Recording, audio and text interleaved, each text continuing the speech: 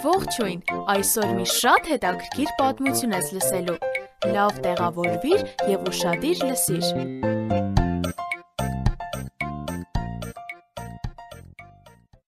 Սիրելի գույն ունես։ Էմիի սիրելի գույնը կապույտն էր, նա սիրում էր կապույտ երկինքը, կապույտ ծովը, իսկ ամենասիրելին մայրիկի կապույտ աչքերն էին։ Էմին մտածում էր, շատ վատ է, որ իր աչքերը շագանակագույն են։ Մայրիկ, Աստված մեր բոլոր աղոթքները լսում է։ Այո, Անուշիկս, Աստված լսում է բոլոր աղոթքները։ Նույնիսկ երեխաների աղոթքները։ Իհարկե, Էմի, բայց հիմա ժամանակն է, որ գնաս քնելու։ Բարի գիշեր, Անուշքուն։ Բարի գիշեր, մայրիկ։ Երբ լույսերն անջատվեցին, Էմին իր անկողնում աղոթեց. Սիրելի Տեր, դու ամեն բան կարող ես անել։ Խնդրում եմ իմ շագանակագույն աչքերը կապույտ դարձու, ամեն։ Աստված լսեց Էմիի աղոթքը,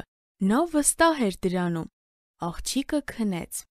Հաջորդ առավոտ Էմին արթնացավ և մտածեց իր աղոթքի մասին։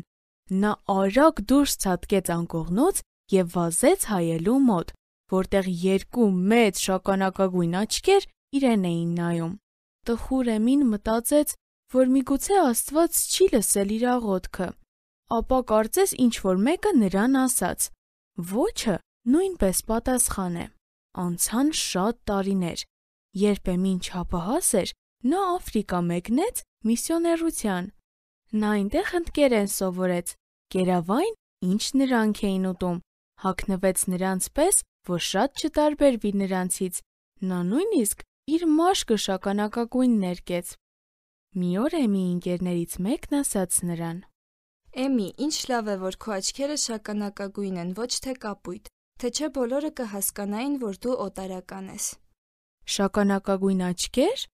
Էմին հիշեց իր աղոթքը, երբ երեխա էր։ Ոչը նույնպես պատասխան է։ Հիանալի պատասխան Աստծուց։ Երբեմն Աստված միանգամից տալիս է մեզ այն, ինչ հարկավոր է։ Երբեմն նա մեզ ասում է, որ սպասենք։ Երբեմն նա ասում է ոչ։ Ինչ էլ որ լինի պատասխանը, այո, ոչ կամ սպասիր, նա իր սերն է ցույց տալիս մեզ։ Նրա պատասխանը միշտ լավագույնն է մեզ համար։ Նա միշտ քեզ համար ճիշտ որոշում է կայացնում։ Մեզ հետ կարող ես կապվել hypocric@gmail.com հասցեով։ Կրկնում եմ HAYPOQRIK@gmail.com Կհանդիպենք հաջորդ թողարկմանը։ Ձեզ հետ է Եվնիկեն։